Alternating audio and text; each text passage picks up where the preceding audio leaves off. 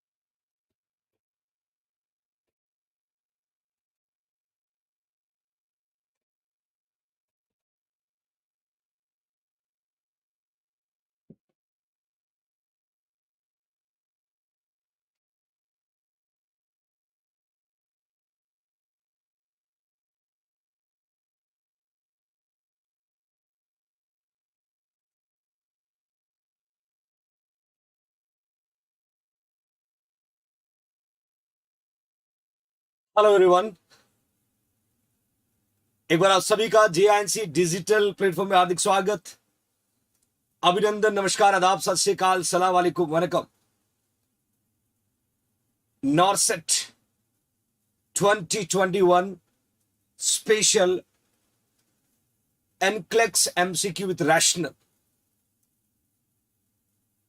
जहां पर हर एंगल से बनने वाले एमसीक्यू की स्टडी करते हैं, रैशनल को भी जानते हैं और कोशिश करते हैं एक एमसीक्यू में कम से कम 4 से 5 क्वेश्चन को लर्न करें।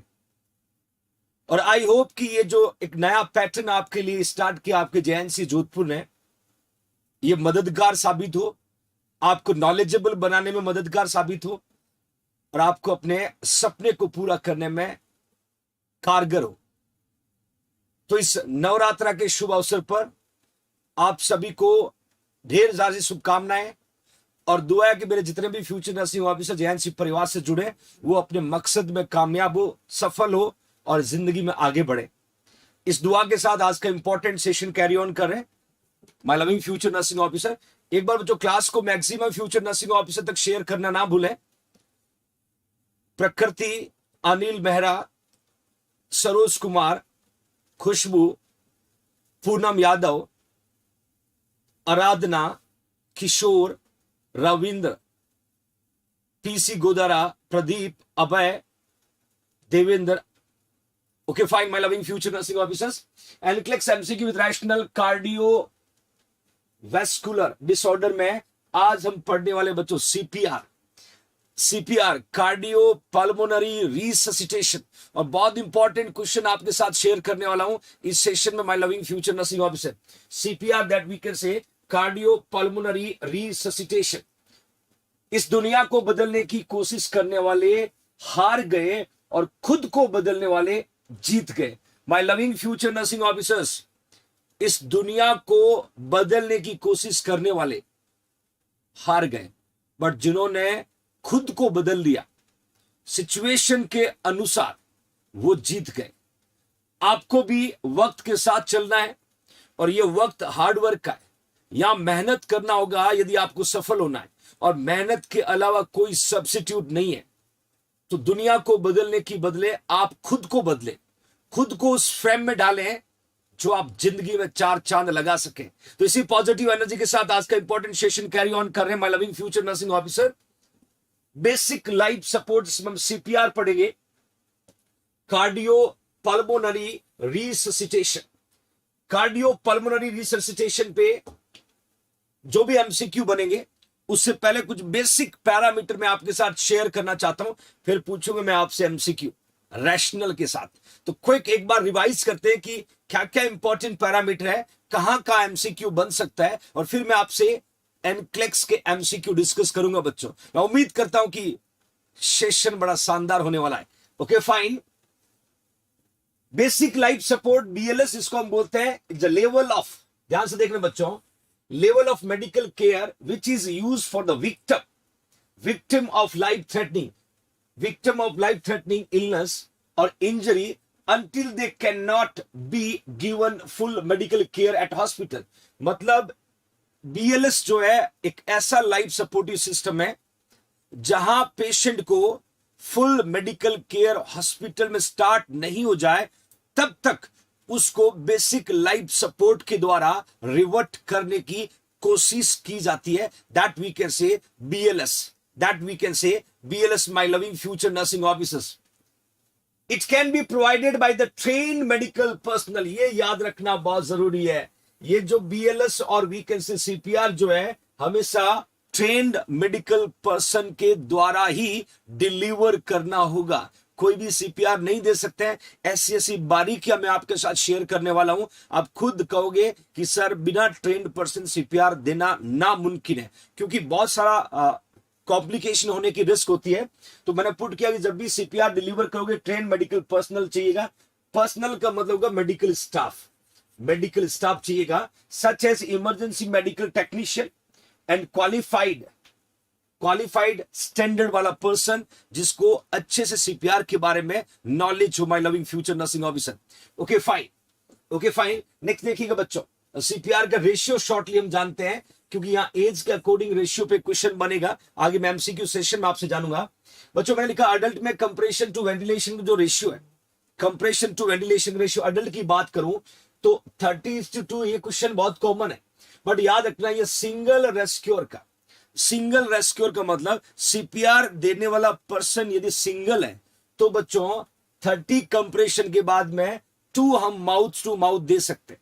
30 कंप्रेशन के बाद में 2 माउथ टू माउथ डिलीवर कर सकते हैं। तो रेशियो बना 30:2। और ये एग्जाम में कई बार पूछा हुआ MCQ है कि अडल्ट में CPR में कंप्रेशन टू वेंटिलेशन का रेशियो कितना होगा? 30:2। Do you remember everybody? 30:2 my loving future nursing officer. Thank you Anvi Yadav. दूसरा देखिएगा, यदि यहां पर रेस्क्यू और सिंगल की जगह मल्टीपल हो या डबल हो तो भी अपना रेशियो वही रहेगा। ये अडल्ट की बात कर रहा हूं। अरे बदमाश बच्चों, अडल्ट का मतलब वो पर्सन जिसकी उम्र जो है वो 18 से 65 साल है, जिसकी एज जो है 18 to 65 ईयर है, that person come under adult. हम अडल्ट की बात करें my loving future nursing officer, तो दोनों का रेशियो चाहे सिंगल रेस्क्योर हो, चाहे मल्टीपल रेस्क्योर हो, या चाहे डबल रेस्क्योर CPR दे रहे हैं, तो रेशियो 30:2 ही रहेगा। 30:2 ही रहेगा। शुक्रिया ऋतु रानी। नेक्स्ट देखिएगा बच्चों, मैंने इन्फेंट का compression to ventilation ratio put किया है। सिंगल रेस्क्योर होगा तो यहां भी 30:2 होगा, और बच्चों डबल रेस्क्योर होगा तो 15:2 होगा। और हमेशा जब भी हम CPR पुट करते हैं तो डबल रेस्क्योर कॉमनली वर्क करते हैं। 2 लोग CPR को डिलीवर करते हैं, हर 2 मिनट से रेस्क्योर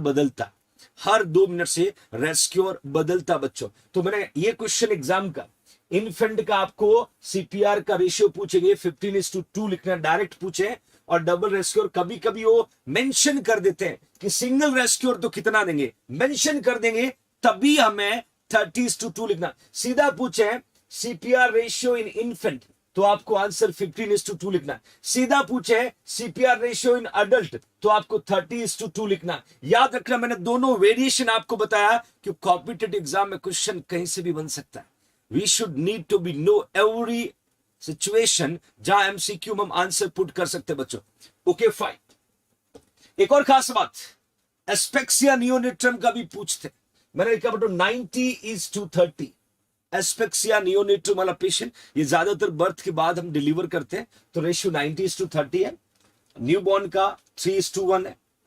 न्यूबॉर्न का मतलब होता है 0 to 7 डेज का जो बच्चा होगा बच्चों, that baby we can say newborn baby. और न्यूबॉर्न बेबी में आप CPR दे रहे हो तो रेशियो जो है वो 3:1 होना चाहिए। 3:1। एक और क्वेश्चन बनता है if the patient is on ventilator, मरीज वेंटिलेटर पे है, तो CPR का रेशियो 5:1 होगा। 5 कंप्रेशन, 1 एम्बू बैग या माउथ टू माउथ। ये बहुत सारे पैरामीटर मैंने शेयर किए बच्चों। एक MCQ कॉम्पिटिटिव एग्जाम में यहां से आपसे पूछा जाएगा definitely one MCQ that asking from the CPR ratio. तो याद रखना इन्फेंट का 3:2, पेशेंट वेंटिलेटर पे तो 5:1, एक एस्पेक्सिया नियोनेटर मैंने पुट किया तो 90:30, लगभग ये भी 3:1 के आसपास होगा। इन्फेंट और अडल्ट का दोनों अलग अलग, कभी कभी आपको यहाँ इन्फेंट की जगह चिल्ड्रन भी दे सकते हैं। हमें कंफ्यूज नहीं होना है, हमें कंफ्यूज नहीं होगा, पैरामीटर उसी को फॉलो करना है। Gauri Prajapati, very good morning बच्चा, ये thank you so much Rishi, love you too dear. तो ये तो बात होगी सीपीआर रेशियो। देखिए माय लविंग फाइटर्स, मैंने एमसीक्यू स्टार्ट करने से पहले आपको वो सारे पैरामीटर शॉर्टली मैं रिव्यू करवा रहा हूं, और फिर एक भी क्वेश्चन आपका गलत हुआ ना तो ठीक नहीं बेटा, इसीलिए फोकसली आपको स्टडी करना है। पैरामीटर सारे स्टडी करने के बाद में डेफिनेटली बेटा, एस्पेक्सिया का मतलब होता है कृष्णा स्टेट ऑफ सफोकेशन। एस्पेक्सिया का मतलब होता है state of suffocation, state of suffocation, state of suffocation, that condition we can say asphyxia, asphyxia बच्चों। ओके फाइन, नेक्स्ट देखिएगा, डेप्थ का एक क्वेश्चन और बनेगा, मैं डेप्थ के बारे में शॉर्टली आपको रिव्यू कर देता हूं।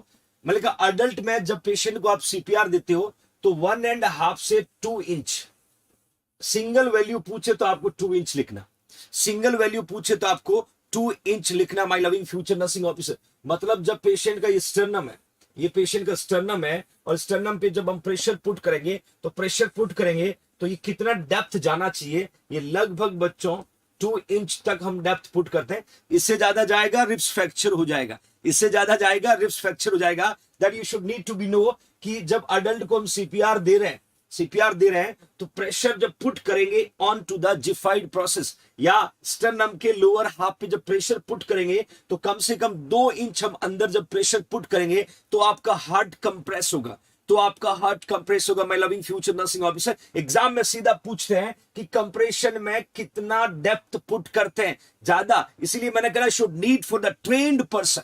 ट्रेन्ड पर्सन क्यों चाहिए? क्योंकि डेप्थ का उसी को पता होगा। नॉर्मल किसी को बोला जाओ सीपीआर दो, बेड के ऊपर चढ़ के बैठ जाएगा और पेशेंट को सीपीआर इस तरीके से देना स्टार्ट कर देगा, रिब्स फ्रैक्चर हो जाएगा, लीवर डैमेज हो जाएगा, पेशेंट की डेथ हो जाएगी। It will be careful, it will be careful. तो मैंने क्लियर लिखा बच्चों, अडल्ट का पूछेंगे तो 1.5 से 2 इंच, और यही क्वेश्चन एग्जाम आता है, कभी कभी आपको सेंटीमीटर में भी पूछ सकते हैं। ये ज्यादा से ज्यादा हम जाएंगे तो 7.5 तक जा सकते हैं, 7.5 तक जा सकते हैं बच्चों। दूसरा देखिएगा, एक और इंपॉर्टेंट पैरामीटर चाइल्ड का पूछते हैं, चिल्ड्रन का 1/3 से मैंने हाफ पूछा है, 1/3 से हाफ डेप्थ पूछा है, 1/3 to ½ इंच। वही आपको इन्फेंट का लगभग same 1/3 to ½ inch. Parameter proper है, पैरामीटर प्रॉपर है। बट कभी कभी आपसे एग्जाम में क्या पूछेंगे बच्चों, आपसे पूछेंगे कि 2 रेस्क्यूर अडल्ट को सीपीआर दे रहे हैं तो पोजीशन को स्विच कितने मिनट में करेंगे। एक बहुत खास बात आपको शेयर कर रहा हूं, मैंने कहा था कि रेस्क्यूर बताया था, रेस्क्यूर का मतलब देने वाले पर्सन, देने वाले पर्सन। यदि सीपीआर देने वाले 2 लोग हैं, क्योंकि बच्चों 1 मिनट में 100 कंप्रेशन देने पड़ते हैं, और 1 मिनट में 100 कंप्रेशन का लगातार फ्लो मेंटेन हम 2 मिनट ही रख पाएंगे, क्योंकि हमें फटीग होने लगेगा, बॉडी मैकेनिज्म प्रॉपर नहीं होगा तो पेन होने लगेगा, डिस्कंफर्ट लगेगा, और हम उस फ्लो को मेंटेन नहीं कर पाएंगे तो patient does not revert back. तो क्या करना है, हर 2 मिनट से, हर 2 मिनट से रेस्क्यूर बदलना, रेस्क्यूर बदलना है। और कितना डेप्थ वो मैंने आपको बताया, ये डायरेक्ट कॉम्पिटिटिव एग्जाम का क्वेश्चन है कि पोजीशन जो है सीपीआर देने वाले पर्सन की कितने मिनट से बदलना चाहिए। तो आंसर क्या लिखोगे, 2 मिनट्स। आंसर क्या लिखोगे my loving future nursing officer, 2 minutes. Do you understand everybody? Okay fine, okay fine. एक और खास बात, एक और क्वेश्चन बनता है कि कॉमन कॉम्प्लिकेशन क्या होता है सीपीआर की वजह से। तो सीधी सी बात है, आपके ये लंग्स होते हैं, ये आपके लंग्स होते हैं, और आपको अच्छे से पता है इन दोनों लंग्स के बीच में ये आपका हार्ट होता है ऑब्लिक पोजीशन में, और इसके ऊपर क्या होता है बच्चों, इसके ऊपर क्या होगा, रिब्स होगा। क्या होगा, रिब्स होगा, क्योंकि थोरेसिक केज के अंदर लंग्स होगा, रिब्स होता है। और जैसे ही आप प्रेशर पुट करोगे, यहां आपकी स्टर्नम होती है, तो क्या रप्चर होने की प्रोबेबिलिटी होगा, रिब्स फ्रैक्चर। क्या होगा बच्चों, रिब्स फ्रैक्चर। तो एग्जाम में सीधा क्वेश्चन पूछते हैं कि कॉमन कॉम्प्लिकेशन, कॉमन कॉम्प्लिकेशन की बात कर रहा हूं कि किसी पर्सन को जब हम सीपीआर दे रहे हैं, कार्डियो पल्मोनरी रिससिटेशन दे रहे हैं, तो प्रोबेबिलिटी क्या होगी, तो रिब्स फ्रैक्चर लिखना बच्चों। मैंने ये भी लिखा है यदि पेशेंट को रिब्स फ्रैक्चर हुआ तो लीवर डैमेज हो सकता है। यदि पेशेंट को रिब्स फ्रैक्चर हुआ तो लीवर डैमेज हो सकता है। Liver one of the example of vital organ of human body. Heart, kidney, liver, brain, lungs, आपकी बॉडी में 5 वाइटल ऑर्गन्स होते हैं। एक भी ऑर्गन पांचों में से डैमेज हो गया तो पेशेंट का सर्वाइवल चांस कम हो जाता। याद रखना बदमाश बच्चों कि जब भी पेशेंट का लीवर डैमेज होगा तो सीपीआर की वजह से सबसे पहले क्या होगा, रिब्स फ्रैक्चर होगा। फिर is most likely at risk for laceration by the forceful compression over the Zephyr process. This is your competitive exam MCQ कि कौन सा वो ऑर्गन है रिब्स फ्रैक्चर हुआ सीपीआर की वजह से तो ऑर्गन डैमेज होने की प्रोबेबिलिटी होगी। तो बदमाश बच्चों को आंसर क्या लिखना होगा, लीवर। क्या लिखना होगा बच्चों, liver. Do you understand everybody? Almost we cross 800 future nursing officer. बच्चों क्लास को लाइक करना ना भूलें, शेयर जरूर करें क्योंकि ये एनक्लेक्स का वो इंपॉर्टेंट सेशन स्टार्ट किया है जहां पर एम्स नॉर्सेट 2021 में सीधे एमसीक्यू मिलने वाले। आपने देखा होगा यूपीपीएससी का धमाका, और बहुत सारे बच्चों ने कहा कि सर आपने जो क्वेश्चन बताए ऑप्शन भी नहीं बदले और यूपीपीएससी ने सीधा पूछ लिया। ये होता है एक्सपीरियंस का रिजल्ट। और मैं फिर से आपको आगाह कर रहा हूं, यही कहानी दोबारा रिपीट होगी नॉर्सेट 2021 में। आपको भरोसा रखना होगा जेएनसी पे। जेएनसी इधर उधर की बातों पे भरोसा ना करके मेहनत पे भरोसा करता है। हम भी मेहनत करते हैं और मेरे बच्चे जेएनसी में पढ़ने वाले भी मेहनत करते हैं, और ये मेहनत का कमिटमेंट है। और मैं हमेशा कहता हूं मेहनत पे भरोसा रखना। मेहनत करने वाला कभी जिंदगी में असफल नहीं होता। लुभावने ऑफर मेरे पास नहीं है। शिद्दत से मेहनत करोगे तो मोस्ट वेलकम आपका जेएनसी परिवार में, और आप भी सीखोगे कि मेहनत सच में क्या होती है। तो इसीलिए जैसा यूपीपीएससी में धमाका हर घर में सुनाई दिया कि जेएनसी जोधपुर में पढ़ाए हुए एमसीक्यू एज इट इज आए, मैं फिर से कह रहा हूं यही कहानी दोबारा आपको सुनाई देगी नॉर्सेट 2021 में। आपको साथ देना है, आपको लगातार बना रहना है जेएनसी डिजिटल प्लेटफॉर्म में। जैसे ही एम्स की डेट आती है, कब आएगी वो आपको भी नहीं पता, मुझे भी नहीं पता, बट हम पढ़ना बंद नहीं कर सकते। हम दुश्मन का इंतजार नहीं कर सकते। हमारे पास पहले ही इतनी गोलियां भर के रखनी है, जब भी हमें दुश्मन वार करें एक गोली वो चलाएगा, हम 4 गोली चलाएंगे, ध्यान रखना। इसीलिए एम्स की डेट जब भी आएगी वो एम्स को डिसाइड करना है, बट हम उस डेट तक घर पे बैठ नहीं सकते। हमें अपने नॉलेज को और इंप्रूव करना, हमें और मजबूत करना है, इतना स्ट्रांग बन जाना है कि हम एम्स की आंधी को भी झेल लेंगे बच्चों। इसलिए मैंने कहा था ना कि रेस्ट नहीं करना मेरे बच्चों को, मैदान में लगातार खेलते रहना है और इतना नॉलेज गेन करना है। Nobody can stop your journey, nobody can cross you, nobody can stop for your further destination बच्चों। ओके फाइन, नेक्स्ट सेशन में देखिएगा बच्चों, मैंने यहां पर 2 इमेज आपके सामने पुट की, यदि आप ठीक से देख पा रहे होंगे, क्योंकि सीपीआर की बात हो रही है और सीपीआर जो है अडल्ट और बच्चों में देने का तरीका अलग अलग होता है। इस दोनों इमेज को देख करके आपको मेरे फ्यूचर नर्सिंग ऑफिसर को डिटेक्ट करना होगा। पहला जो इमेज है मैंने अडल्ट का पुट किया है, दूसरा जो इमेज है मैंने बच्चों को पुट किया है। जब भी हम अडल्ट और बच्चों को सीपीआर देते हैं तो 2 स्पेसिफिक पैरामीटर का ध्यान रखना होता है। अडल्ट को सीपीआर देते समय पाम ऑफ द हैंड का यूज करते हैं, बच्चों को सीपीआर देते समय थंब या फिंगर का यूज करते, थंब या फिंगर का यूज करते। देखिए यहां पर ध्यान से, अडल्ट पेशेंट का सीपीआर देने का तरीका, चिल्ड्रन को सीपीआर देने का तरीका बच्चों मैंने क्लियर लिखा है। Lower half of the sternum, this is your competitive exam MCQ. जो आपकी स्टर्नम बोन होती है, जो आपकी स्टर्नम बोन होती है, हियर यू कैन सी, पहले हमने स्टर्नम को सेंटर से डिवाइड किया, ये हाफ हो गया, ये ऊपर का मेनुब्रियम का पोर्शन होगा, नीचे जिफाइड प्रोसेस का पोर्शन हो गया। फिर लोअर हाफ को फर्दर डिटेक्ट किया, इसको आधा किया बीच में से, दैट इज अ लोकेशन जहां पर अडल्ट में सीपीआर डिलीवर किया जाता है। ध्यान से देखिएगा, एग्जाम में आपसे क्वेश्चन पूछेंगे कि अडल्ट में सीपीआर देते समय प्रेशर को कहां पुट किया जाता है। आपको आंसर क्या लिखना, lower half, lower half of sternum, my loving future nursing officer. याद रखिएगा बच्चों, पहले हमने स्टर्नम को 2 भाग में डिवाइड किया, फिर लोअर पोर्शन को फिर दो भाग में डिवाइड किया, जो सेंटर हमें मिला that is exact place, that is exact place जहां पर हम सीपीआर डिलीवर करते हैं। Thank you Shubham, thank you Indira, thank you so much बच्चा। दूसरी तरफ आप देखें चिल्ड्रन का, बच्चों मैंने लिखा 2 फिंगर और 2 थंब इन सर्किल। आपको यहां पर 2 थंब का सीपीआर देने का फोटो दिख रहा है, यहां पर आपको 2 फिंगर के द्वारा सीपीआर डिलीवर करने का फोटो दिख रहा है। This is use for the children, this is use for the children my loving future nursing officer.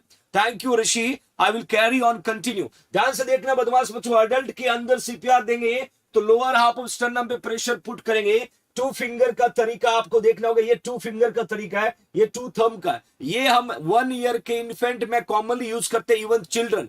तो दोनों का तरीका आपको देखना बहुत जरूरी है। अडल्ट में क्या पूछा है, 2 फिंगर और 2 थंब। हमेशा यहां पर सिंगल ऑप्शन आएगा, या तो 2 फिंगर आएगा या 2 थंब आएगा। थंब से देंगे तो बेबी को इस तरीके से होल्ड करना है, जैसे आप अपने मोबाइल से सेल्फी लेते देखा होगा, उस तरीके से बेबी को होल्ड करना होगा व्हेन वी यूजिंग 2 थंब। और 2 फिंगर यूज करना है। Baby place in a supine position, बच्चे को सुपाइन पोजीशन में हेड को एलिवेट रखेंगे और we are putting 2 finger, we are putting 2 finger my loving future nursing officer. Clear everyone, clear everyone, okay fine, okay fine. Next देखिएगा, एक और important parameter मैंने इमेज के साथ यहां पर पुट किया, ध्यान से देखिएगा। आपने देखा होगा बच्चों माउथ टू माउथ रेस्पिरेशन, ये तो आपने कई बार देखा होगा, बट आज मैं आपको बताऊंगा सही तरीका क्या, सही स्टेप्स क्या है, सही तरीका क्या है, सही स्टेप्स क्या। ध्यान से देखिएगा, एक इमेज आपको इंडिकेट कर रहा होगा माउथ टू माउथ। ध्यान से देखिएगा my loving future nursing officer, mouth to mouth मैंने क्लियर लिखा है कि जब भी हम पेशेंट को माउथ टू माउथ रिससिटेट करते हैं, इसको हम कहते हैं आर्टिफिशियल वेंटिलेशन, इसको हम कहते हैं artificial ventilation. When we deliver mouth to mouth respiration, this is the technique we can say artificial ventilation. क्या बोलेंगे बच्चों, आर्टिफिशियल वेंटिलेशन। आज आपको देखना होगा सही स्टेप्स क्या होता है, ध्यान से देखिएगा।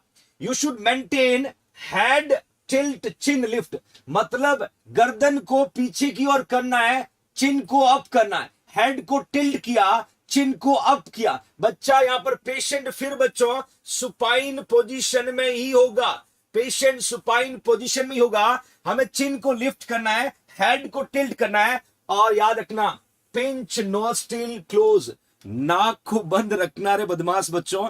मुंह में रेस्पिरेशन छोड़ोगे, नेजोफेरिंक्स से होता नाक से बाहर निकल जाएगा, और वो ब्रीथ जाना कहां चाहिए था, इनटू द लंग्स। नाक को बंद करना ना भूलें, नोस्ट्रिल को क्लोज करना ना भूलें। It's very very very important. सबसे पहले आपने हेड को क्या किया बच्चों, टिल्ट किया। चिन को आपने क्या किया बच्चों, लिफ्ट किया। नोज को आपने क्या किया बच्चों, क्लोज किया। और give 2 effective breath at least 1 second per breath. आपको लगातार कम से कम 2 इफेक्टिव ब्रीथ को डिलीवर करना है। और देखिए duration 1 second per breath, 1 second per breath आपको ब्रीथ को डिलीवर करना। You should remember 1 second per breath आपको डिलीवर करना है, क्विक डिलीवर करना होगा। और नोज को बंद रखना ये मत भूलना, नोज को बंद रखना ये मत भूलना। If rescue breathing is delivered without chest compression, give 10 to 12 breath per minute, 1 breath for every 5 to 6 second. Duration देखिएगा, यदि पेशेंट का ब्रीथिंग जो रेस्क्योर का जो ब्रीथिंग है विदाउट चेस्ट कंप्रेशन डिलीवर कर रहे हो, तो कम से कम 10 से 12 ब्रीथ पर मिनट देना होगा, या 1 ब्रीथ 5 to 6 सेकेंड के अनुसार, 6 सेकेंड के अनुसार। आपको अच्छे से पता है कि मैंने कहा था कि 30:1, 30:2 सॉरी 30:2 और 15:2 मैंने बताया था आपको। तो डेफिनेटली बच्चों यदि हम 15 कंप्रेशन में 2 ब्रीथ देंगे, तो 1 मिनट में मैंने लगभग कहा था 100 कंप्रेशन, तो लगभग कितना होगा, 10 प्लस आपको ब्रीथ डिलीवर करना होगा बच्चों। ये कुछ पैरामीटर याद रखना। और कम से कम आप जब पेशेंट को माउथ टू माउथ डिलीवर करते हो तो 16% O2 डिलीवर होता है, 16% ऑक्सीजन डिलीवर होता है। This is your competitive exam MCQ कि माउथ टू माउथ रेस्पिरेशन आप किसी पेशेंट को दे रहे हो तो कितना % O2 डिलीवर होता है। आंसर क्या लिखो, 16%। आंसर क्या लिखोगे? 16% परसेंटेज। शुक्रिया अनीता गुप्ता बच्चा, शुक्रिया Nancy, thank you so much. Okay fine, एक और पैरामीटर मैं डिस्कस करता हूं, फिर आता हूं क्वेश्चन की तरफ। एक फोटो आपको दिख रहा होगा, एक फोटो आपको दिख रहा होगा, पीछे एग्जामिनर या रेस्क्यूअर खड़ा है, ये है पेशेंट का फोटो। और यहां से आपने देखा होगा जस्ट होल्ड किया हुआ बच्चों एब्डोमेन और अम्बिलिकल कॉर्ड के बीच में, और यहां से प्रेशर डिलीवर किया रहा है, इसको हेलमिच मैनेवर, ये आपने पढ़ा होगा। Thank you Sujita. अब इस फोटो को देख करके 3-4 चीजें मैं बता देता हूं। इसको हम एब्डोमिनल थ्रस्ट बोलते हैं या हेलमिच मैनेवर बोलते हैं बच्चों, हेलमिच मैनेवर बोलते हैं या एब्डोमिनल थ्रस्ट बोलते हैं। इस मैकेनिज्म का मेन पर्पज होता है एयरवे जो ब्लॉक हो जाता है, उस ब्लॉकेज ऑफ एयरवे को ओपन करना। Thank you Sujita, blockage of airway को ओपन करना। अब ध्यान से देखना बच्चों, यहां पर एब्डोमिनल थ्रस्ट और हेलमिच मैनेवर जो है, removing foreign object lodges in the airway. Lodges का मतलब होगा ट्रेवल, लोजेस का मतलब होगा ट्रेवल। जो ऑब्जेक्ट आपके एयरवे में ट्रेवल कर रहा है, उस ऑब्जेक्ट को निकालने के मैकेनिज्म को एब्डोमिनल थ्रस्ट और हेलमिच मैनेवर बोलते हैं। एब्डोमिनल थ्रस्ट और हेलमिच मैनेवर बोलते हैं। मैं शॉर्टली इस पे बनने वाले क्वेश्चन पूछूंगा आपसे, ध्यान रखना। आपको जितने भी मैं आपको थ्योरी पोर्शन बता रहा हूं, इससे तगड़े एमसीक्यू आपको मिलने वाले। तो मैंने कहा था कि जब भी पेशेंट को हेलमिच मैनेवर का हम फॉलो करते हैं, तो पर्पज एक ही है कि पेशेंट के एयरवे में ट्रेवल करने वाला ऑब्जेक्ट जो है उसको रिमूव करना और एयरवे क्लियर करना, एयरवे क्लियर करना। मैंने लिखा है यहां पर कैसे हम पेशेंट का एयरवे क्लियर करेंगे। यदि पेशेंट का एयरवे टोटल ऑब्स्ट्रक्टेड है, पूरा ब्लॉक है, तो याद रखना स्टैंड बिहाइंड द पेशेंट। हमें किसके पीछे खड़ा होना है? हमें पेशेंट के पीछे खड़ा होना। और पीछे खड़े होने के बाद में आपका रिस्ट जो है वो इन सर्किल, लाइक दैट। रिस्ट जो है वो एन सर्किल है, मतलब आप पेशेंट के पीछे खड़े होंगे, रेस्ट को इस तरह, रिस्ट जो देखिए ये रिस्ट जॉइंट है, रिस्ट को क्या करोगे? इन सर्किल करोगे, किसके बिलो? जिफाइड प्रोसेस और जस्ट अबोव द अम्लाइकस। मतलब ये जिफाइड प्रोसेस है, ये अम्लाइकल है, इन दोनों के सेंटर में। याद रखना, इंपॉर्टेंट क्वेश्चन है कॉम्पिटिटिव एग्जाम के पर्पस से। मैंने कहा था जिफाइड प्रोसेस और इस अम्लाइकल दोनों के सेंटर में लोकेशन पूछेंगे कहां प्रेशर डिलीवर करना है। मैंने लिखा इन सर्किल वेस्ट, कहां पर? Below the xiphoid process above the umbilicus, thrust upward inward against diaphragm. आपको जैसे ही आप ऐसे प्रेशर डिलीवर करोगे, पहले अपवर्ड फिर इनवर्ड, ये प्रेशर पुट करोगे, ऑब्जेक्ट जो है सीधा बाहर की ओर आएगा, और याद रखना बदमाश बच्चों, आप रिपीट करते रहना और एक्सपल्शन को चेक करना कि ऑब्जेक्ट बाहर आया कि नहीं आया। और उसके बाद हमें क्या कर देना है? सीपीआर को स्टार्ट कर देना है, कार्डियो पल्मोनरी रिससिटेशन को स्टार्ट कर देना। यहां तक किसी को कोई क्वेरी बच्चों? तो ये एक थ्योरेटिकल पोर्शन मैंने शेयर किया। अब मेरा नेक्स्ट जो पर्पज है वो मैं आपसे क्वेश्चन पूछूंगा, और आपको सारे एमसीक्यू को 2 बार पढ़ना है। उन क्वेश्चन में पूछे गए इंपॉर्टेंट पैरामीटर को डिटेक्ट करना है और सही आंसर पुट करना है। मैं उम्मीद करता हूं कि मेरे बच्चे बेस्ट परफॉर्मेंस देंगे इस शॉर्ट रिवीजन के बाद। एक इंफॉर्मेशन के साथ आगे चलते हैं। बहुत सारे घर में अपने गर्ल्स में बहुत सारी बच्चियां होगी जो मिलिट्री नर्सिंग MNS, जो मिलिट्री नर्सिंग सर्विस का प्रिपरेशन करना चाह रहे हैं, या जो RUHS की प्रिपरेशन करना चाह रहे हैं, या जो एम्स है उसके एंट्रेंस की, या बच्चों PGIMER चंडीगढ़, या बच्चों RK कॉलेज दिल्ली। ये सभी वो नर्सिंग कॉलेज है जहां बच्चों BSc नर्सिंग का एंट्रेंस एग्जाम होता है। इस एंट्रेंस एग्जाम के प्रिपरेशन के बाद आपको गवर्नमेंट फ्री में नर्सिंग करवाती है। तो आपके अपने JINC nursing officer coaching Jodhpur के ऑफलाइन बैच स्टार्ट हो चुका है। बैच का टाइम है 2 to 6 PM। बैच का ड्यूरेशन है 3 मंथ। इस बैच की खासियत बता देता हूं बच्चों, हर ट्यूसडे को टेस्ट होगा, डेली DPT मिलेगा, डेली प्रैक्टिस टेस्ट में 25 MCQ आपको घर पे पढ़ने को मिलेंगे। फीस 15,000 रुपए है और हॉस्टल में रहोगे 6,000 रुपीज फीस पर मंथ होगा और लाइब्रेरी फ्री होगा बच्चों। तो ऑफलाइन कोई बच्चा आकर के इन कमिंग एंट्रेंस का प्रिपरेशन करना चाहता है तो JINC डिजिटल प्लेटफॉर्म के साथ साथ ऑफलाइन क्लास भी स्टार्ट हो चुकी बच्चों, तो अब आके ज्वाइन कर सकते हो my loving future nursing officer. पहला एमसीक्यू अब आपका नंबर है। पहला एमसीक्यू ध्यान से देखिएगा, when administering CPR what is the breath to compression ratio. इन्होंने यहां पर एक बात का ध्यान रखना, मैं हमेशा आपको कहता हूं जब एज मेंशन नहीं किया हो तो किसका पूछते हैं, अडल्ट का। इस बात का विशेष ख्याल रखना, कभी भी किसी भी क्वेश्चन में एज मेंशन नहीं किया। बिल्कुल बिल्कुल रोहित बॉयज का हॉस्टल है, 6,000 रुपीज पर मंथ चार्ज है। यदि एज मेंशन नहीं किया तो क्वेश्चन जो पूछा गया है उसमें पैरामीटर किसका पूछा गया बच्चों, अडल्ट का। पैरामीटर किसका पूछा गया, अडल्ट का पूछा गया, my loving future nursing officer. ये ध्यान से पढ़िएगा, ये ध्यान से पढ़िएगा बच्चों, ने क्लियर मेंशन किया हुआ है। नेक्स्ट देखिएगा, 2 breath every 30 compression, then 1 breath every 30 compression, 1 breath every 15 compression, 2 breath every 5 compression। बच्चों फिर से जिक्र कर रहा हूं, जब भी आपको एज मेंशन करके नहीं पूछे तो आपको अडल्ट का पैरामीटर कंसीडर करना है। ऐसे बहुत सारे एमसीक्यू आपको मिलेंगे। तो यहां पर सीधा पूछा कि when administering CPR what is the breath to compression ratio, मतलब कितनी आप ब्रीथ डिलीवर करोगे, कितने आप कंप्रेशन डिलीवर करोगे। ज्यादातर बच्चों ने यहां पर 2 breath every 30 कंप्रेशन लिखा हुआ है। एज जिसने लिखा है उनका आंसर एब्सोल्युटली करेक्ट है, तो कोई क्वेरी नहीं। यदि यहां पर आपको मेंशन कर देते बच्चों, इन्फेंट लिख देते हैं तो अपना आंसर जो है 2:15 हो जाता है। ये यदि मेंशन कर देते तो पैरामीटर बदल जाता बच्चों। ओके, नेक्स्ट क्वेश्चन को देखिएगा, on finding a child who is not breathing. Question को पढ़ना बदमाश बच्चों। एक पेशेंट को फाइंड आउट किया, बच्चे को फाइंड आउट किया, ही इज नॉट ब्रीथिंग, उसमें ब्रीथिंग एब्सेंट था, is not breathing, which of the following should the nurse.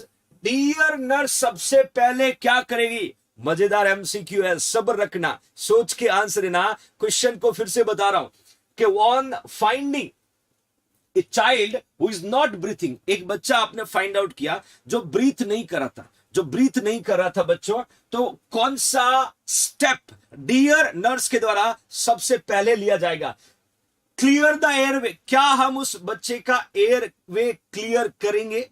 B में लिखा है begin mouth to mouth resuscitation, mouth to mouth resuscitation करेंगे, या इनिशिएट ऑक्सीजन थेरेपी, क्या हम उसको ऑक्सीजन थेरेपी देंगे, या बच्चों start chest compression, start chest compression. बच्चों आंसर सही लिखना, वक्त लेना, जल्दीबाजी मत करना। क्वेश्चन ट्रिकी है, क्वेश्चन ट्रिकी है। इन्होंने लिखा नॉट ब्रीथ, दूसरा लिखा नर्स डू फर्स्ट, सांस नहीं ले पा रहा, patient can not able to breathe. Dear nurse सबसे पहले क्या करेगी, डियर नर्स सबसे पहले क्या करेगी, चारों पैरामीटर में क्विक आंसर पुट करिएगा बच्चों। बहुत सारे एमसीक्यू डिस्कस करने हैं, क्विक आंसर पुट करना। मैं एक एक आंसर का रैशनल आपके साथ शेयर करूंगा बच्चों, फटाफट पुट करिएगा, फटाफट पुट करिएगा। ज्यादातर बच्चों ने यहां पर एयरवे लिखा है, क्या बात, एयरवे लिख रहे हैं बेटा, एयरवे को क्लियर करोगे सबसे पहले। पेशेंट देखिए ब्रीथ नहीं ले रहा, ब्रीथ नहीं ले रहा, एयरवे क्लियर करोगे तो आपका आंसर बिल्कुल सही है, बिल्कुल सही है बच्चों। Clear the airway. देखिए पहली प्रायोरिटी यहां पर होगा एयरवे को क्लियर करना, और एयरवे क्लियर हो गया तो हम क्या करेंगे, माउथ टू माउथ रेस्पिरेशन देंगे। क्योंकि जब एयरवे क्लियर नहीं है और माउथ टू माउथ स्टार्ट करोगे तो हाउ कैन मेंटेन पेटेंसी। समझ में आ रहा है। यदि आप एयरवे क्लियर नहीं करोगे और माउथ टू माउथ स्टार्ट कर दिया तो हम पेटेंसी को बनाए नहीं रख सकते। Understand, do you understand. Initiate oxygen therapy, यदि पेशेंट का ब्रीथिंग पैटर्न एब्सेंट है और हमने O2 दिया, ये क्या कॉज करेगी, can interference with airway, with airway. यदि आपने ऑक्सीजन दे दिया तो पेशेंट के एयरवे में ये इंटरफेरेंस करेगा। तो बच्चों हमें ऑक्सीजन भी सबसे पहले नहीं देना है, ऑक्सीजन भी सबसे पहले नहीं देना है। मैंने कहा था कि पेशेंट जो है ब्रीथ नहीं कर पा रहा है और नर्स सबसे पहले क्या करेगी, तो नर्स सबसे पहले एयरवे को ओपन करेगी। उसके बाद क्या करेगी, वो माउथ टू माउथ दे सकते हैं। हम ऑक्सीजन को इनिशियल पार्ट में नहीं देते। अरे रीवा सिंह मेरा बच्चा, आई टेस्ट योर कॉन्फिडेंस, मैं अपने बच्चे को कॉन्फिडेंट बनाना चाहता हूं, उसके लिए ऐसे झटके देने जरूरी है।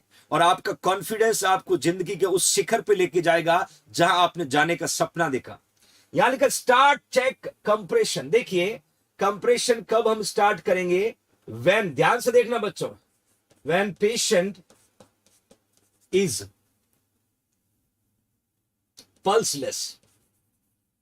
पल्सलेस मतलब क्या हुआ, पेशेंट की पल्स जो है अब्सेंट। याद रखना बच्चों, पेशेंट की पल्स जो है यदि वो अब्सेंट है, पल्स लेस पेशेंट होगा, तो हम क्या स्टार्ट करेंगे, CPR, my loving future nursing officer. अब आपको चारों आंसर का डिफरेंस समझ में आ गया। पहला मैंने क्लियर एयरवे लिखा हुआ है, दूसरा बिगिन माउथ टू माउथ लिखा है, तीसरा इनिशिएट O2 लिखा हुआ है, चौथा चेस्ट कंप्रेशन। सबसे पहले हम एयरवे को मेंटेन करेंगे, फिर माउथ टू माउथ देंगे, क्यों पहले माउथ टू माउथ देंगे तो एयरवे तो मेंटेन नहीं है, तो कोई मतलब नहीं है। इनिशिएट ऑक्सीजन दोगे तो मैंने कहा एयरवे जब मेंटेन ही नहीं तो ऑक्सीजन करेगी क्या। और लास्ट में चेस्ट कंप्रेशन कब देंगे, जब पेशेंट की पल्स नहीं है, पल्स अब्सेंट है, तो बच्चों हम क्या देंगे, हम start chest compression. Understand everybody my loving future nursing officer. Okay fine. Next देखिएगा, which of the following breathing rate should the nurse, ध्यान से देखना बच्चों, should the nurse use when performing rescue breathing during cardiopulmonary resuscitation 5-year-old। 5 साल का बच्चा है, CPR perform कर रहे हैं, ब्रीथिंग रेट क्या हो, क्वेश्चन को समझना, फिर समझा रहा हूं, क्वेश्चन को समझना, गलत मत करना। I want right answer. Which of the following breathing rate should the nurse use when performing rescue breathing during CPR पूछा है, मतलब सीपीआर देते समय पेशेंट को माउथ टू माउथ जो रेस्पिरेशन देते हैं, वो ब्रीथिंग रेट जो है कितनी होनी चाहिए। ये क्वेश्चन आपसे पूछा है, 5 साल का बच्चा है। देखिए ऑप्शन लिखा है 10 ब्रीथ पर मिनट, ऑप्शन लिखा है 12 ब्रीथ पर मिनट, ऑप्शन लिखा है 15 ब्रीथ पर मिनट, और ऑप्शन लिखा है बच्चों 20 ब्रीथ पर मिनट। क्वेश्चन को समझना my loving future nursing officer. मैंने ये लिखा है, which of the following breathing rate should the nurse use, dear nurse use when performing CPR. अब आपको पता है 5 साल का बच्चा है, तो इसका सीपीआर का रेशियो कितना, 15:1 हो गया, 15:1 हो गया। तो यदि हम 1 मिनट की बात करेंगे, सॉरी 15:2 हो गया, 15:2 हो गया, 1 मिनट की बात करेंगे, तो ऑलमोस्ट आप देखो 1 मिनट में हम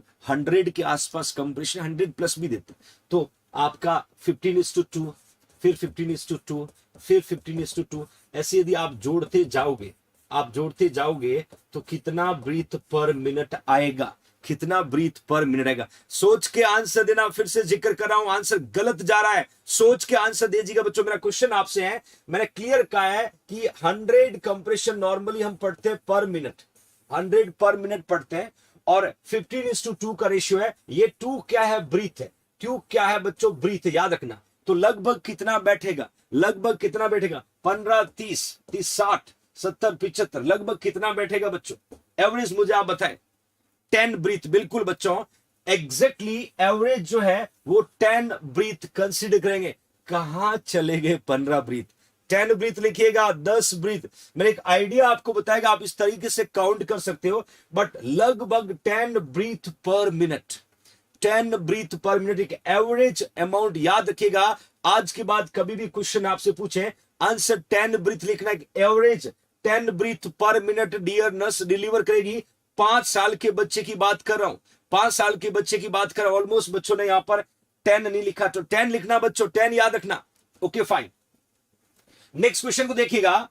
the nurse begin CPR on 5-year-old, nurse begin CPR on 5-year-old unresponsive client. यहां पर देखना बच्चों, unresponsive client when the emergency response team arrive, the child continue to have no respiratory effort but has a heart rate 50।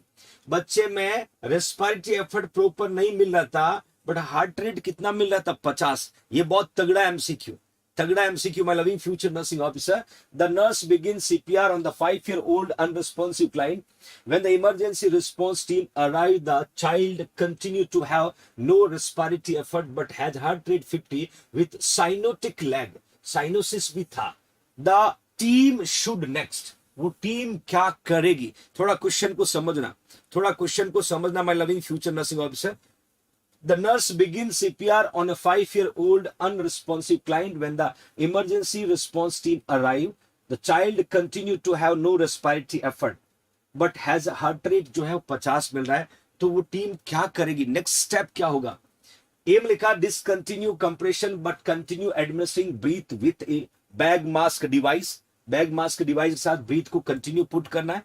Beam लिखा है establish N intravenous line with the large bore needle while preparing the defibrillator. C लिखा begin 2% CPR at ratio of 2 breath to 15 compression. और D लिखा है begin 2% CPR at ratio of 2 breath to 30 compression. अब आपको थोड़ा सा सोच के आंसर लिखना है. मैं 5 साल के बच्चे की बात कर रहा हूं, फिर से बता रहा हूं 5 साल के बच्चे की बात कर रहा हूं. तो नेक्स्ट स्टेप क्या होगा टीम का? क्वेश्चन थोड़ा ट्रिकी जरूर है. तो आपको क्या करना होगा बच्चों? क्या करना होगा my loving future nursing officer? पहली बात तो मैं कह देता हूं कि यदि पेशेंट का बच्चा जो है उसका हार्ट रेट यदि लेस देन 60 मिलता है, less than 60 beat per minute, यदि उस बच्चे का तो 50 मिला, यदि 60 से कम मिलता है तो हमेशा याद रखना that will B heart rate less than 60. तो ये इंडिकेट करेगा साइन ऑफ पुअर परफ्यूजन. तो उस बच्चे को परफ्यूजन को इंप्रूव करने के लिए सबसे पहले क्या करना पड़ेगा? सोच के आंसर देना बच्चों. मैं काफी हिंट दे रहा हूं, आपको बता रहा हूं. और यदि इस बच्चे का हार्ट रेट जो है more than 60 beat per minute आता, तो यहां पर सिनारियो बदल जाता. क्योंकि हमें यूज करना पड़ता डिफिब्रिलेटर. क्या यूज करना पड़ता? डिफिब्रिलेटर. फर्क देखिएगा बच्चों, यदि पेशेंट का हार्ट रेट मोर देन 60 आता तो क्या इंडिकेट करता? Respiratory distress. तो वहां डिफिब्रिलेटर चाहिए था. बिल्कुल सही. जिन्होंने सी लिखा है उसका आंसर सही है. मैं फिर से एक बार हिंट दे रहा हूं. क्वेश्चन क्या कहता है? Nurse begin CPR at 5-year-old unresponsive client. 5 साल का अनरिस्पॉन्सिव पेशेंट था, नर्स ने CPR स्टार्ट कर दिया. When the emergency response team arrived, जब इमरजेंसी रिस्पॉन्स टीम आई तो देखा चाइल्ड जो अभी भी to have no respiratory effort, अभी भी वो कोई रेस्पिरेटरी एफर्ट डेवलप नहीं कर पाया, बट उसकी हार्ट रेट 50 मिल रही है. और उसके साथ उसको साइनोसिस था. मतलब सीधा क्या हो गया? हार्ट रेट 50 मिल रही है, साइनोसिस था, तो ये इंडिकेट कर रहा है sign of poor perfusion. Oxygen की कमी है. साइन ऑफ पुअर परफ्यूजन को इंडिकेट करेगा. कब तक करेगा? जब तक हार्ट रेट लेस देन 60 होगा. देन क्या हुआ? 4 ऑप्शन दिया, जिसमें बच्चों सी में लिखा begin 2% CPR at ratio 2 breath. क्योंकि चिल्ड्रन का CPR का रेशियो कितना होता है? 15:2 होता है. और तुरंत CPR को स्टार्ट कर देना. और यदि हार्ट रेट 60 से ज्यादा मिल रही है तो बच्चों हमें किसको यूज करना है? हमें डी फीब का यूज करना. कब? जब हार्ट रेट 60 से ज्यादा मिल रही हो. Do you understand everybody? Okay fine. बच्चों एक बार क्लास को लाइक जरूर करें और इस इंपॉर्टेंट मेगा सेशन को शेयर करना ना भूलें. हर एक बच्चा पढ़ सके जिन्होंने पढ़ने का सपना देखा है. फीस की परिस्थिति साथ नहीं दी, फीस अवेलेबल नहीं है, तो कम से कम इस बेस्ट कंटेंट को अडॉप्ट करके वो अपने सपनों में 4 चांद लगा सकते हैं. Okay fine. जिन बच्चों ने लगातार, जो कर्नाटक CHO के बच्चे हैं, जिनकी क्वेरी लगातार मिल रही थी कि सर हमारे लिए कोर्स प्रिपेयर करें, तो बच्चों कर्नाटक CHO के जितने भी बच्चे एग्जाम दे रहे हैं उनके स्पेशल वीडियो कोर्स अवेलेबल कर दिया है. और इसका प्राइस बच्चों 999 ही रखा है. और इस 999 को परचेज करने का सिंपल तरीका, आपको 9636032691 पे आप फोन पे और पेटीएम करें और स्क्रीनशॉट आप इसी नंबर पे भेजें प्लस योर मेल आईडी और आपका कोर्स तुरंत एक्टिवेट हो जाएगा. तो ये सीमित समय तक का ऑफर है। कर्नाटका के जो फ्यूचर नर्सिंग ऑफिसर है, जो लगातार डिमांड कर रहे थे सर हमारे लिए कोर्स प्रिपेयर करो, जल्दी उनका एग्जाम होने वाला है, तो बच्चों आपके लिए कोर्स प्रिपेयर कर दिया है। कर्नाटक सीएचओ कोर्स अवेलेबल है। 9636032691 पे आपको 999 को फोन पे करना है और स्क्रीनशॉट के साथ मेल आईडी के साथ इसी नंबर पे व्हाट्सएप करना है और आपको ये कोर्स अवेलेबल हो जाएगा बच्चों। ओके फाइन, नेक्स्ट देखिएगा।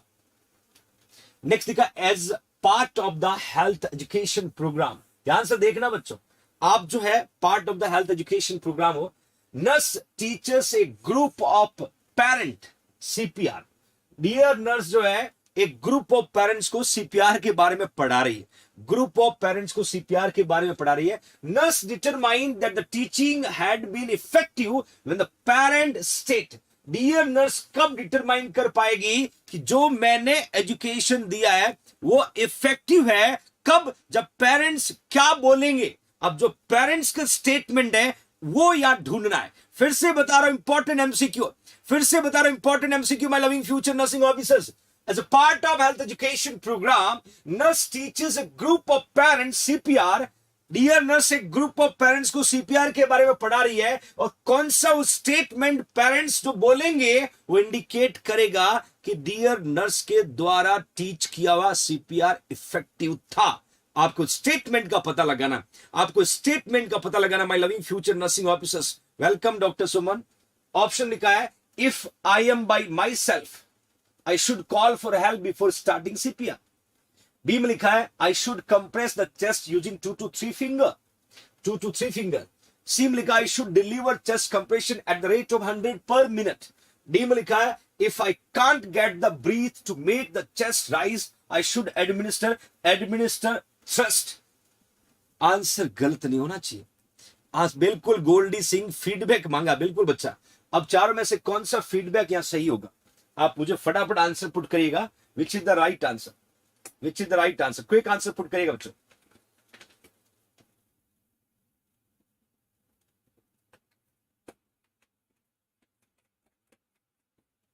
Put right answer everyone. चार ऑप्शन आपके सामने, गलत होना ही नहीं चाहिए, गलत होना ही नहीं चाहिए। कौन सा स्टेटमेंट है जो आपको लग रहा है कि डियर नर्स ने जो समझाया वो समझ में आ गया, वो समझ में आ गया? अरे ए में लिखा है if I am bye my self I should call for the help before starting. अरे जब पेशेंट को सीपीआर चाहिएगा, खुद पेशेंट को सीपीआर चाहिएगा तो कॉल कहां से करेगा? समझ में नहीं आ रहा? पढ़ो, इंग्लिश समझ नहीं आए तो समझने की कोशिश करो। जब खुद पेशेंट को सीपीआर चाहिए तो हाउ कैन कॉल? ये तो गलत हो गया। 2 to 3 फिंगर नहीं करते, बिल्कुल नहीं करेंगे। I should deliver chest compression 100 पर मिनट। देख सकते हैं बच्चों 100 पर मिनट, मैंने बार बार जिक्र किया है, ये स्टेटमेंट कुछ इंडिकेट कर रहा है। डीम लिखा if I can't get the breath to make the chest rise, मेरे को सांस नहीं आएगी तो मैं चेस्ट को राइज करूंगी। How can, how can? तो ये भी नहीं होगा। तो आपके पास ऑप्शन एक ही बचता है, that is C. C is the right answer. मतलब एजुकेशन तो दिया, फीडबैक लिया, तो चारों में से कौन से स्टेटमेंट ने कहा कि आपने जो टीच किया वो अच्छे से समझ में आया? C will indicating C. Do you understand everybody? Okay fine. अरे 2 बार क्वेश्चन पढ़ोगे आपका आंसर गलत नहीं होगा, चाहे कितना भी बड़ा क्वेश्चन क्यों ना हो। हमें उस क्वेश्चन में पूछी हुई लैंग्वेज को समझना जरूरी है। बहुत बार हम समझ नहीं पाते बड़े एमसीक्यू में, तो आंसर गलत हो जाता है। जब तक समझ में नहीं आए आंसर की तरफ मत दौड़ो, बिल्कुल मत दौड़ो। हमें टिके रहना है, हमें टिके रहना। My loving future nursing officers, next question को देखिएगा। While performing CPR on a 7-year-old, 7 साल के बच्चे के लिए सीपीआर परफॉर्म कर रहे हैं। Nurse palpate for the pulse. Dear nurse उस बच्चे की पल्स को पैल्पेट कर रही है। Which of the following site is best for checking pulse during CPR a 5-year-old? ये क्वेश्चन है बच्चों, ये क्वेश्चन आपको पूछा है कि 5 साल के बच्चे को सीपीआर यदि हम देंगे तो उसकी पल्स चेक करने की बेस्ट साइट कौन सी है? क्या फीमोरल पल्स को चेक करेंगे, क्या कैरोटिड को चेक करेंगे, क्या रेडियल को चेक करेंगे, क्या ब्रेकियल को चेक करेंगे? ये देखिएगा बच्चों, इंपॉर्टेंट क्वेश्चन है। मैंने यहां तो 7 साल का परफॉर्म कर रहे हैं, बट क्वेश्चन में आपको क्या पूछा है? 5 ईयर का पूछा है। क्वेश्चन में क्या पूछा है? शुक्रिया डॉक्टर सोनम। आपको क्वेश्चन में क्या पूछा, 5 ईयर का पूछा। मतलब सीधा जब आप सीपीआर दे रहे हो 7 साल के पेशेंट को, नस पैल्पेट करी, पल्स, ठीक है। Which of the following side best checking for the pulse during CPR in 5 year. 5 साल के बच्चे के लिए जब आप सीपीआर देते हो तो हमें पल्स को चेक करना। मैंने अभी कहा ना, सीपीआर कब देंगे, जब पेशेंट की पल्स अब्सेंट होगी, और सीपीआर जब इफेक्टिव होगा तो ब्लड सप्लाई इंप्रूव होगी। क्या इंप्रूव होगी बच्चों, ब्लड सप्लाई इंप्रूव होगी। और ब्लड सप्लाई हम पता किससे करेंगे, हम पल्स को चेक करके पेशेंट की ब्लड सप्लाई को डिटेक्ट करेंगे। तो आपका सही आंसर, ज्यादातर बच्चों ने यहाँ पर फीमोरल लिखा है, 5 साल के बच्चे में फीमोरल राइट आंसर है बच्चों, एब्सोल्युटली करेक्ट है। मैं थोड़ा एज ग्रुप के अकॉर्डिंग डिस्कस करना चाहता हूं कि क्वेश्चन एज ग्रुप के अकॉर्डिंग पूछते हैं आपसे। कभी कभी अडल्ट का पूछते हैं तो कैरोटिड लिखना, ड्यूरेशन 5 to 10 सेकेंड। आपको ब्रेकियल आर्टरी इन्फेंट का पूछे, ड्यूरेशन 5 to 10 सेकेंड। और यहां पर भी ड्यूरेशन बच्चों जो है 5 to 10 सेकेंड। मतलब पल्स को फेल्ड करने का ड्यूरेशन जो है वो 5 से 10 सेकेंड का होगा। अलग अलग एज ग्रुप के अकॉर्डिंग अलग अलग पल्स को हम डिटेक्ट करते हैं। कैरोटिड हम ज्यादातर अडल्ट में, याद रखने का सिंपल तरीका आपको बता देता हूं। आपको अडल्ट ऊपर से आना है, सबसे पहले कैरोटिड। दूसरा बच्चों फीमोरल जो है 5 साल के बच्चे का है। और ब्रेकियल जो है, बच्चे को हमेशा हम कहां रखते हैं, गोद में रखते हैं। 5 साल के बच्चे को गोद में रखते हैं। तो यहां पर कौन सा आर्टरी बच्चों, ब्रेकियल, कौन सा आर्टरी, ब्रेकियल। तो याद रखना 5 ईयर के या 1 ईयर के बच्चे की जब हम बात करें तो ब्रेकियल, और अडल्ट की बात करें तो कैरोटिड, चिल्ड्रन की बात करें तो that we can say femoral. 1 साल के बच्चे तक में बच्चों ब्रेकियल, 1 साल से ज्यादा बच्चा है तो हमेशा याद रखना फीमोरल, याद रखना फीमोरल। इस तरीके के क्वेश्चन कॉम्पिटिटिव एग्जाम में पूछे जाते हैं बच्चों, और आपको याद करना है, आपको याद करना है। Okay fine, next move on करते हैं बच्चों। नेक्स्ट क्वेश्चन कहता है कि when performing cardiopulmonary resuscitation which of the following indicate that external chest compression are effective. मतलब आप पेशेंट को सीपीआर दे रहे हो, आप पेशेंट को सीपीआर दे रहे हो, और सीपीआर देते समय हमें क्या इंडिकेशन मिलेगा कि अपना जो एक्सटर्नल जो चेस्ट कंप्रेशन है वो इफेक्टिव है। क्वेश्चन मजेदार है बच्चों, ध्यान से देखना। शुक्रिया सुजीता। क्वेश्चन कहता है कि जब आप सीपीआर परफॉर्म कर रहे हो तो कौन सा इंडिकेशन इंडिकेट करेगा कि जो एक्सटर्नल सीपीआर दिया जा रहा है that is effective, that is effective. ये क्वेश्चन मैंने आपसे पूछा है, ये क्वेश्चन मैंने आपसे पूछा है कि when performing CPR while, sorry, which of the following indication indicate कि एक्सटर्नल सीपीआर जो है वो इफेक्टिव है, वो इफेक्टिव है। ये क्वेश्चन देखिएगा, लिखा है मोल्टिंग, देखिए बच्चों, sorry, mottling of the skin. Mottling जो है, मोटलिंग ऑफ द स्किन का मतलब होता है जब पेशेंट की ब्लड सप्लाई स्टॉप हो जाती है और बॉडी में अलग अलग कलर में चेंजेस आते हैं, उसको हम मोटलिंग कहते हैं। प्यूपिलरी डायलेशन, प्यूपिलरी डायलेशन आप सभी को अच्छे से पता है, वो इंडिकेट करता है इमीडिएट डेथ को, इमीडिएट डेथ को। तो प्यूपिल जब डायलेट हो जाएगा, सी में लिखा है पैल्पेबल पल्स, और डी में लिखा है cool dry skin. Cool dry, cool तो कब होगा, कूल कब होगा जब पेशेंट के ब्लड सप्लाई जो है वो लैकिंग होगा, तो स्किन क्या होगा, कूल होगा। स्किन क्या होगा, कूल होगा। हमें क्या देखना है, हमें इंप्रूवमेंट को देखना है, हमें इंप्रूवमेंट को देखना बच्चों व्हेन परफॉर्मिंग सीपीआर। ध्यान से देखना, कोई एक आंसर पुट करे मेरे बच्चों, सही आंसर पुट करेगा। शुक्रिया everyone to trust on JINC Jodhpur, फटाफट आंसर पुट करेगा। क्या बात है, क्या बात है। सी ज्यादातर बच्चों ने लिखा है, सी ज्यादातर बच्चों लिखा है, एब्सोल्युटली करेक्ट बच्चों। पैल्पेबल पल्स यहां पर इंपॉर्टेंट है, करेक्ट है my loving future nursing officer. हमेशा याद रखना, हमेशा याद रखना कि मोटलिंग जो है, मोटलिंग और मैं बता देता हूं साइनोसिस, मोटलिंग और साइनोसिस जो है ये लॉन्ग टाइम तक, हमेशा याद रखना, यदि कोई पर्सन जो है वो लंबे समय तक लॉन्ग टाइम तक यदि पेशेंट का ब्लड सप्लाई स्टॉप है तो मोटलिंग और साइनोसिस का पता चलता है। नेक्स्ट बच्चों मैंने लिखा प्यूपिलरी डायलेशन, ये मैंने आपको अभी बता दिया, ये इमीडिएट डेथ को इंडिकेट करता है। तो यहां पर प्यूपिलरी डायलेशन मतलब पेशेंट तो मरा हुआ है।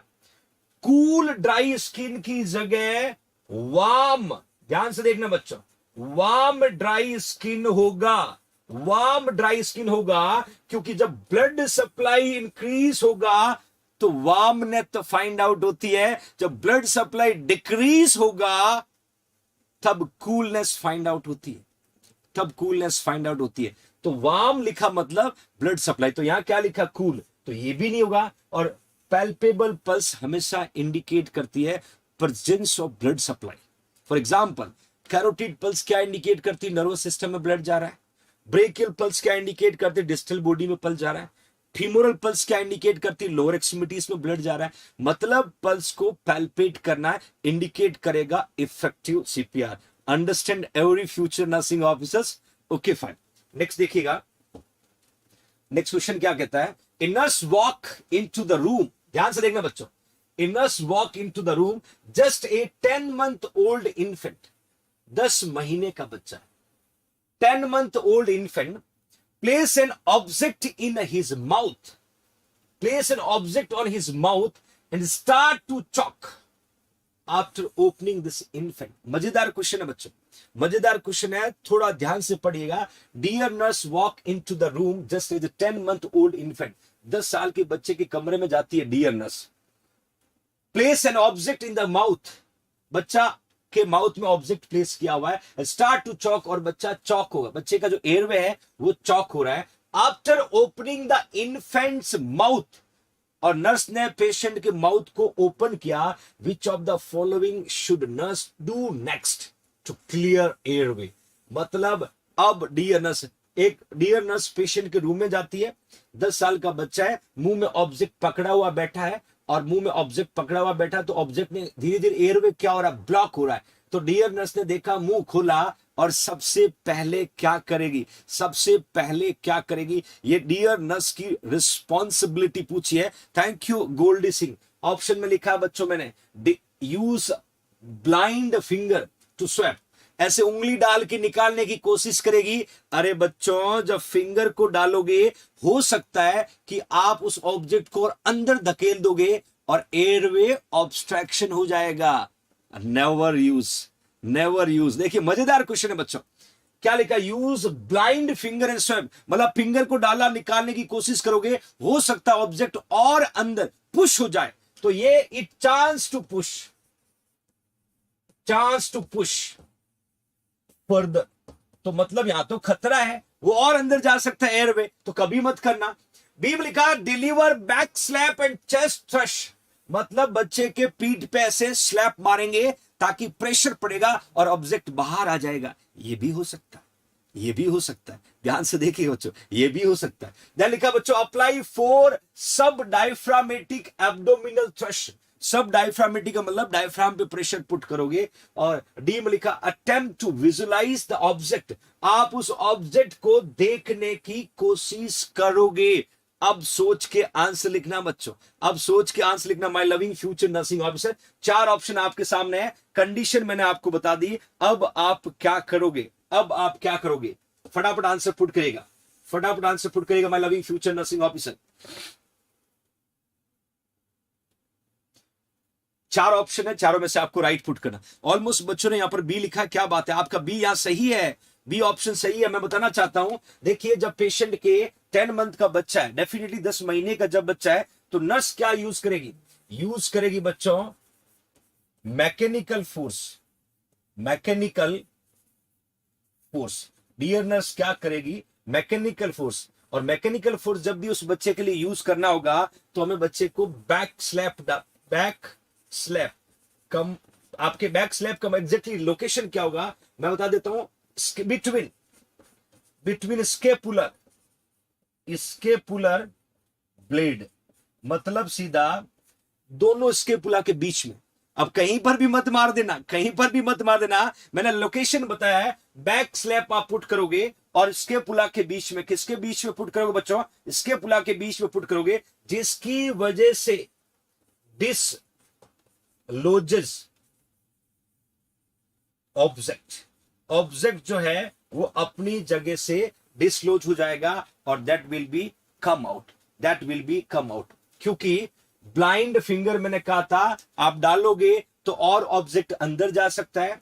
बैक स्लैप ये इंपॉर्टेंट है बच्चों, मैंने कहा था बैक स्लैप क्या डालता है बच्चों, मैकेनिकल फोर्स डालता है। क्या डालता है, मैकेनिकल फोर्स डालता है। बैक स्लैप कहां मारोगे? बिटवीन स्केपुलर बॉर्डर, है ना, या आप दोनों स्केपुला के बीच में, दोनों स्केपुला के बीच में आप ऐसे स्लैप मारोगे तो डेफिनेटली प्रेशर पुट होगा, ऑब्जेक्ट बाहर आ जाएगा। उसके अलावा दो और ऑप्शन है बच्चों, apply for subdiaphragmatic abdominal thrust, और डी में लिखा attempt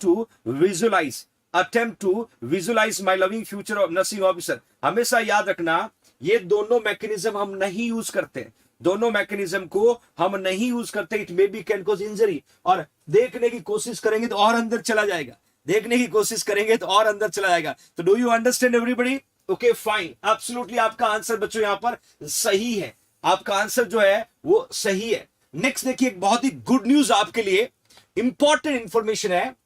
Jodhpur institute of nursing care अब की बार एम्स नॉर्सेट पार के लिए नॉर्सेट 2021 में अभी वक्त है। अभी नोटिफिकेशन नहीं आया है, नोटिफिकेशन आएगा, उसके बाद फॉर्म भरे जाएंगे, फिर एग्जाम की डेट आएगी। तो परखें अपनी तैयारी और ज्वाइन करें MCQ with theory crash course. इसकी खासियत बताता हूं बच्चों, ये एमसीक्यू के साथ थ्योरी बैच है बच्चों, और ये एमसीक्यू के साथ थ्योरी बैच ऑलरेडी ऑलमोस्ट 80% हो चुका है, और जो क्लासें हो चुकी है वो क्लासें आपके ऐप में रिकॉर्डेड अवेलेबल है, और रिमेनिंग पोर्शन रोजाना शाम को 3 से 7 बजे लाइव क्लास चलती है JINC जोधपुर के ऐप में। JINC जोधपुर के ऐप में रोजाना 3 to 7 लाइव क्लास चलती है। इस कोर्स की खासियत देखिएगा बच्चों, 500 आवर से ज्यादा live streaming MCQ batch available है। दूसरा, हर यूनिट के बाद सब्जेक्ट वाइज टेस्ट भी दिए हुए, हर यूनिट के बाद सब्जेक्ट वाइज टेस्ट भी दिए हुए, साथ में live recorded class best faculty के द्वारा। और इस कोर्स को परचेज करने के लिए आप www.jinc-जोधपुर.com वेबसाइट पे जा सकते हो, JNC जोधपुर के ऐप डाउनलोड कर सकते हो, और प्राइस 3999, और ऑफर 12 अक्टूबर तक है बच्चों। इसमें जो बच्चे JNC से ऑलरेडी पढ़ चुके हैं, मैंने यहां भी मेंशन किया है कि जिन्होंने JINC का फुल नर्सिंग कोर्स ले रखा है, जिन बच्चों ने JINC नर्सिंग ऑफिसर कोचिंग से फुल नर्सिंग कोर्स ले रखा है, उसके लिए ये प्राइस होगा 2999। मतलब उन बच्चों को 1000 रुपए का डिस्काउंट है, 2999 रुपए।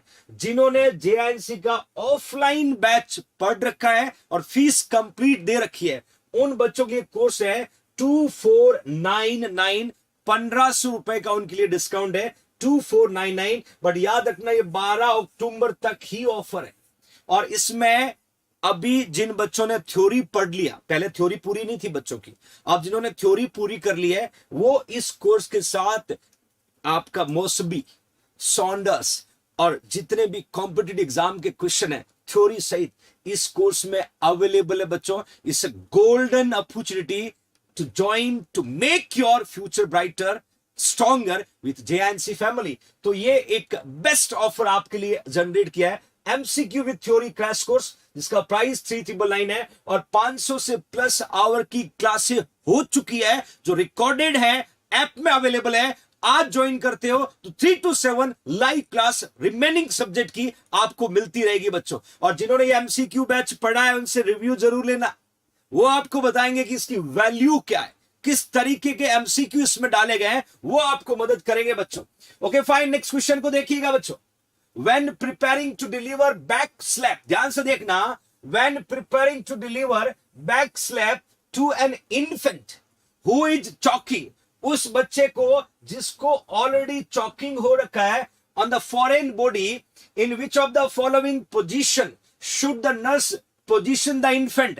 थोड़ा सोच के आंसर देना my loving future nursing officers. मैंने क्लियर लिखा हुआ है, when preparing to deliver back slap to an infant who's talking on the foreign body, in which of the following position should the nurse position the infant? बच्चे को कौन सी position दिया जाएगा, ये पूछा है। ऑप्शन लिखा है head down and lower the trunk. गर्दन को डाउन, हेड डाउन आगे की ओर, सो टिल्ट नी डाउन ऐसे, and lower the trunk. B में लिखा head up and raise above the trunk, गर्दन को ट्रंक से ऊपर रेज करना। सी में लिखा head to one side, head जो है उसको one side and even with the trunk lower the head. और डी में लिखा है head parallel to the nurse and supported at the buttocks. अब आप आंसर पुट करेगा बच्चों, अब आंसर पुट करेगा। बहुत शानदार एमसीक्यू है। क्वेश्चन आपको पहले समझना होगा कि मेरा क्वेश्चन ये कहता आपसे कि जब आप प्रिपेयर कर रहे हो पेशेंट को बैक स्लैप डिलीवर करने का, क्या डिलीवर करना बच्चों? Back slap. मतलब बैक स्लैप क्यों डिलीवर कर रहे हो? क्योंकि उसके अंदर एयरवे में ऑब्स्ट्रक्शन हो रखा है, उसको निकालना है, उसको निकालना है। तो बैक स्लैप पुट करने की तैयारी कर रहे हो। कौन सी पोजीशन उस बच्चे को आप दोगे? कौन सी पोजीशन उस बच्चे को आप दोगे? यहां क्या लिखा बच्चों? यहां हेड जो है वो डाउन लिखा हुआ, हेड जो है डाउन लिखा है। अरे नालायक बच्चों, जब आप हेड को डाउन करोगे, हेड को इस तरीके से आप डाउन करोगे my loving future nursing officer, तब एयरवे आपका क्लियर होगा। या हेड जो है अप रखोगे, या वन साइड रखोगे, या पैरेलल रखोगे। मजेदार एमसीक्यू बच्चों, ज्यादातर बच्चों ने सही आंसर पुट किया है। एब्सोल्युटली करेक्ट बच्चों। जिन्होंने आंसर में ए लिखा है उनका आंसर 100% सही है। क्यों है? क्योंकि यहां यदि आप हेड को अप करोगे और ट्रंक से ऊपर रेस करोगे तो वो ऑब्जेक्ट फर्दर अंदर चला जाएगा। ऑब्जेक्ट जो है वो फर्दर लोजेस होकर के आपके एयरवे में चला जाएगा।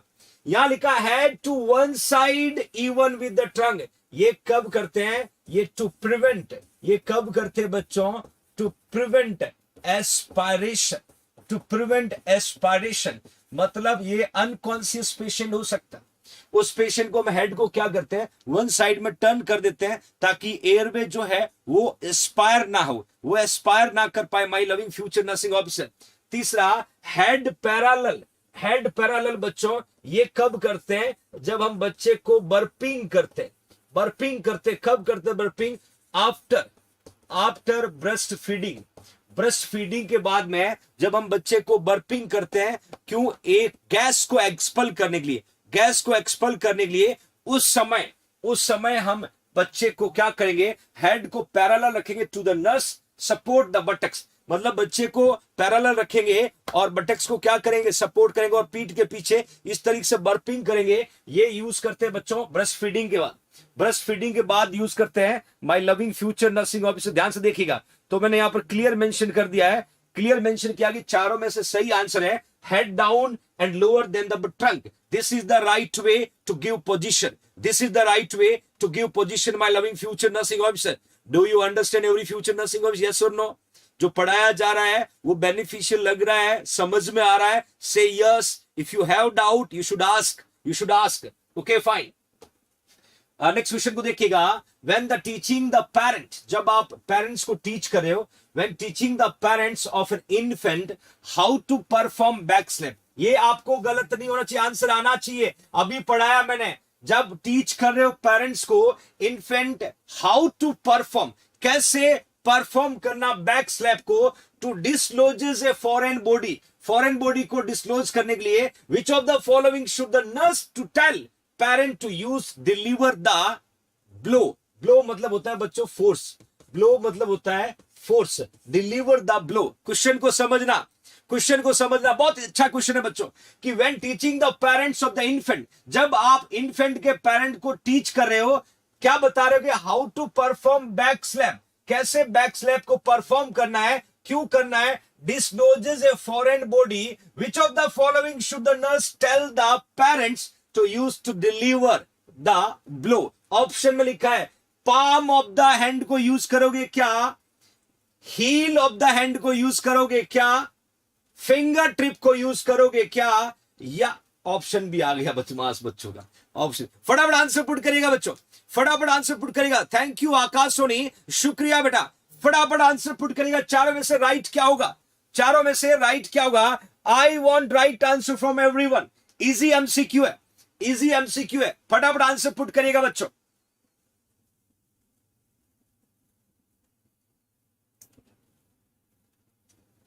ऑलमोस्ट बच्चों यहां ध्यान से शायद देखिए, हील ऑफ द हैंड, हाथ का जो हील है, ये आपका हाथ का हील, ध्यान रखना, हील को पुट करेंगे ताकि फोर्स डिलीवर हो और ऑब्जेक्ट जो है that will be looses out. Okay fine, fantastic. Sorry, proper hand placement, again देखिएगा बच्चों, proper hand placement for the chest compression during CPR is essential to reduce the risk of which complication. यदि CPR देते समय हम proper hand का use करते हैं तो किस तरीके के कॉम्प्लिकेशन को बचाया जा सकता है, बचाया जा सकता है। ध्यान से समझना, ध्यान से समझना my loving future nursing officer.